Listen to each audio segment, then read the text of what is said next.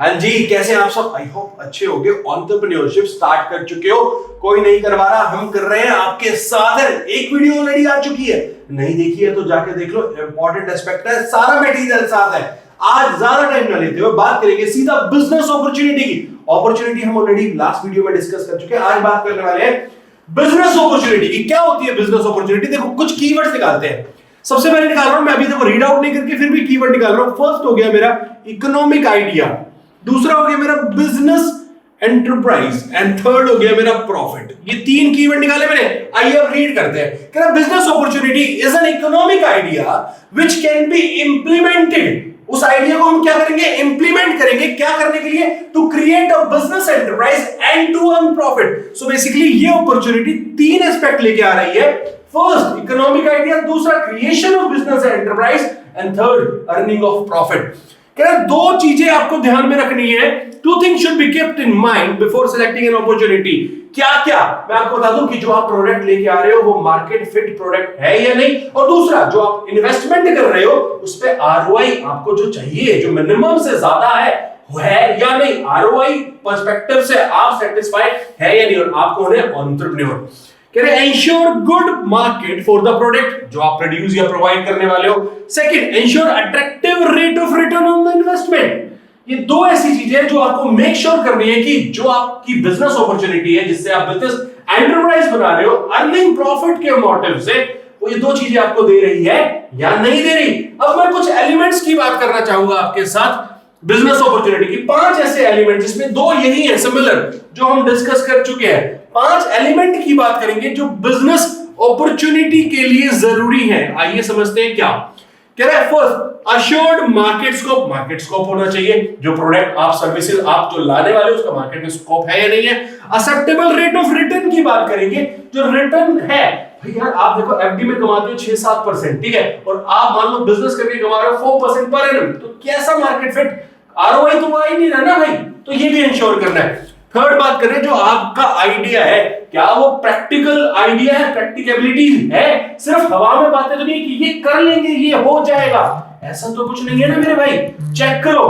Third के बाद बात करता हूं, आप जो एंटरप्रेन्योर हो आपकी कैपेबिलिटी है उस आइडिया को एनकैश करने की।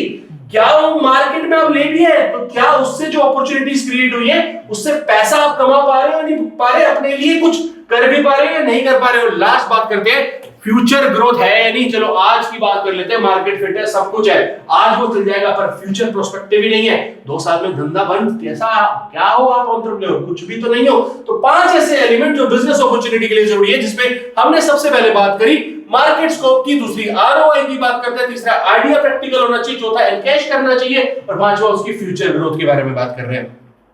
तो ये बन गए मेरे सारे एलिमेंट्स बिजनेस अपॉर्चुनिटी के। बात करते हैं आगे, ध्यान से समझिएगा। बात करने वाले exploring opportunities in the market, how we can explore, और मार्केट में अपॉर्चुनिटी को एक्सप्लोर करना भी क्यों है, सब बात करते हैं इसके बारे में। कह रहे हैं opportunity should be suitable for entrepreneur. Suitable होनी चाहिए किस टर्म्स में? In terms of customer to be served first and profit expected. साथ में प्रॉफिट, जो उस कस्टमर को आप सर्व कर रहे हो, और दूसरा उससे प्रॉफिटेबिलिटी है भी या नहीं है। तो an opportunity may be derived from the needs and problem of society। Environment में अगर आप एंटरप्रेन्योर हो, एनवायरमेंट में अगर आपको कोई एंटरप्राइज बनानी है तो सबसे पहली रिक्वायरमेंट ही प्रॉब्लम या नीड्स होगी लोगों की। अगर ना लोगों को प्रॉब्लम है, ना उनकी जरूरत है, तो आपका आइडिया ही नहीं है मेरे भाई। आप आइडिया लेके बैठे हो, उससे दो चीजें सोल्व नहीं हो रही, पहला प्रॉब्लम नहीं सोल्व हो रही, दूसरा लोगों की नीड्स पूरी नहीं हो रही, आपका आइडिया बेकार है।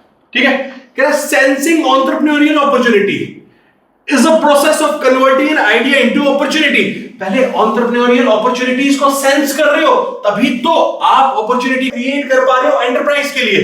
The first stage is to spot the needs by looking the needs and problems that exist. Check करो ना भाई, एनवायरमेंट में नीड्स और प्रॉब्लम है या नहीं है, तभी तो आप सेंस कर पाओगे, तभी तो आप बिजनेस अपॉर्चुनिटी क्रिएट कर पाओगे। आई बात समझ में? यहां तक देखो, मैं फिर बता रहा हूं, हमारा material is totally sufficient to get good marks in your subject, plus practical knowledge, practical examples आपके लिए इस क्लासेस में अवेलेबल होने वाले हैं। सो प्लीज साथ जुड़े रहिए बस आप। बात करते हैं नेक्स्ट टॉपिक की। देखो मैं आपको जो बता रहा था, एंटरप्राइज का प्रोसेस क्या है, एनवायरनमेंट से स्टार्ट कर रहे थे हम, पूरे एंटरप्राइज के प्रोसेस को समझते हैं बहुत ध्यान से। छोटी सी स्लाइड आपके लिए बहुत अच्छी बात कर रही है। देखो मैं एनवायरनमेंट की बात कर रहा हूं, मतलब मैं मार्केट की बात कर रहा हूं, एक तरीके से समझ लो, ठीक है।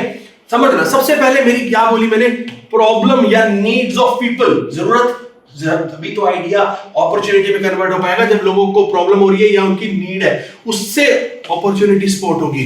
फिर आइडिया की क्रिएटिविटी के बारे में बात करेंगे, देन इनोवेट करेंगे और प्रोडक्ट बनाएंगे, तभी तो जाके प्रोडक्ट, जो प्रोजेक्ट बिजनेस बनेगा, तभी तो प्रोडक्ट बना, ऐसे तो कुछ है ही नहीं।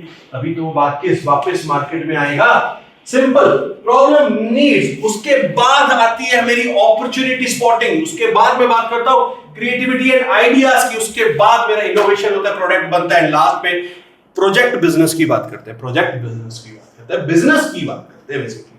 बात समझ आ रहे हो? चलो बहुत ही बढ़िया, आगे बात करते हैं आपसे। क्या stages of enterprise building process, क्या प्रोसेस है, क्या स्टेजेस हैं हमारे एंटरप्राइज की बिल्डिंग प्रोसेस की। मुझे एक एंटरप्राइज बिल्ड करना है, उसकी स्टेजेस के बारे में बात कर रहा हूं मैं। चार स्टेजेस लेके आया हूं। सबसे पहले बात करना चाहूंगा स्पॉटिंग ऑफ एन अपॉर्चुनिटी। जब तक आप अपॉर्चुनिटी स्पॉट नहीं कर रहे हो, तब तक क्या फायदा? By analysing the needs and the problem of society. सबसे पहली स्टेज आ गई। एंटरप्राइज कैसे बिल्ड होगी यार, जब तक आपके पास आइडिया के साथ साथ कुछ भी नहीं है। मतलब अगर मैं बात करूं, अपॉर्चुनिटी ही नहीं हो पाई क्रिएट, कैसे? आइडिया नहीं आया, अपॉर्चुनिटी है, या फिर आइडिया है, लोगों की प्रॉब्लम नहीं, ऐसा आइडिया भाई हाथ आइडिया मार्केट में चलेगा ही नहीं, तो कैसी पहली स्टेज से या बात। सेकंड बात करते हैं, इवैल्यूएट करेंगे आइडियाज को, डिफरेंट सोर्सेज से जो मिले, जिससे हम सॉल्यूशन निकाल पा रहे हैं उन प्रॉब्लम्स की। देखो प्रॉब्लम मिल गई आपको, नीड, जरूरतों के बारे में पता चल गया, तो उसका सॉल्यूशन क्या है चेक तो कराओ, सॉल्यूशन हो भी पा सकते, पॉसिबल है भी या नहीं है। थर्ड बात करते हैं आइडेंटिफाइंग अ प्रोडक्ट और ए सर्विस थ्रू इनोवेशन। क्या अब उससे कोई प्रोडक्ट या सर्विस बना सकते हो? आपको पता चल गया, आइडियाज पता चल गए, सॉल्यूशन मिल गया, प्रोडक्ट या सर्विस क्रिएट करो और उसके बाद प्रोजेक्ट को सेटअप करो और सक्सेस के मजे लो।